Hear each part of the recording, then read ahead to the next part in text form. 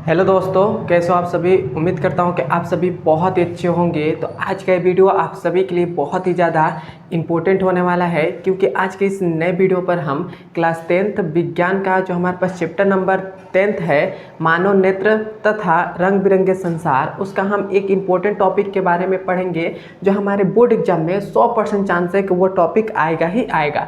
तो उस टॉपिक का नाम है दूरदृष्टि दोष क्या होता है, दूरदृष्टि दोष किस कारण से होता है, और दूरदृष्टि दोष यदि किसी व्यक्ति को हो गया है तो उसको हम कैसे अच्छा कर सकते हैं, इन सब के बारे में जानेंगे। और ये आपके बोर्ड एग्जाम में 5 नंबर में पूछ लिया जाता है। तो आइए अब हम बिना देर किए प्रश्न उस टॉपिक को बारे में जानते हैं। दोष क्या होता है, दूरदृष्टि दोष किस कारण से होता है ये समझेंगे, और दूरदृष्टि दोष यदि किसी व्यक्ति को हो गया है तो उसका निवारण क्या है, इसके बारे में जानेंगे। तो सबसे पहले तो हम समझेंगे कि दूरदृष्टि दोष होता क्या है।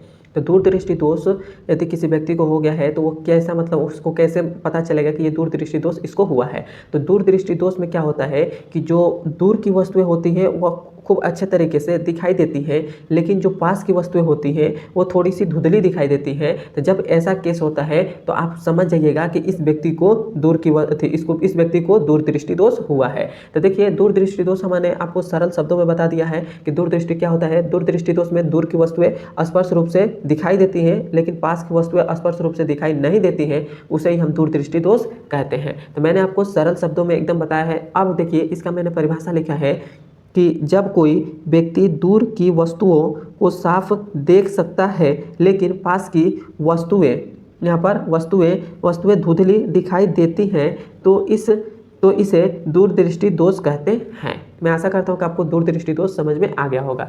अब हम समझेंगे कि दूरदृष्टि दोष होता है मतलब किस कारण से होता है, ये मतलब क्या हमारा कारण होता है जिससे दूरदृष्टि दोष होता है, तो ये समझेंगे। तो जो हमारे पास नेत्र गोलक का सामान्य से छोटा होना, मतलब जो हमारे पास नेत्र गोला है, नेत्र गोला ये क्या होता है, जितना रहता है उससे भी और ज़्यादा क्या हो जाता है, छोटा हो जाता है, जिससे हमको दूरदृष्टि दोष होता है। या तो पहले केस में दूरदृष्टि होगा या दूसरे केस में। और दूसरा केस क्या होता है, दूसरा केस है नेत्र लेंस की वक्रता होना। यहाँ पर नेत्र लेंस की वक्रता कम होना रहेगा। जो हमारे पास नेत्र लेंस की जो वक्रता है वो क्या हो जाती है, कम हो जाती है। इसके कारण भी हमको दूरदृष्टि दोष हो सकता है। यदि नेत्र लेंस की वक्रता कम हो गई है तो आपको दूरदृष्टि दोष होंगे। क्लियर है यहाँ तक? मैं आशा करता हूँ कि यहाँ तक समझ में आ गया होगा।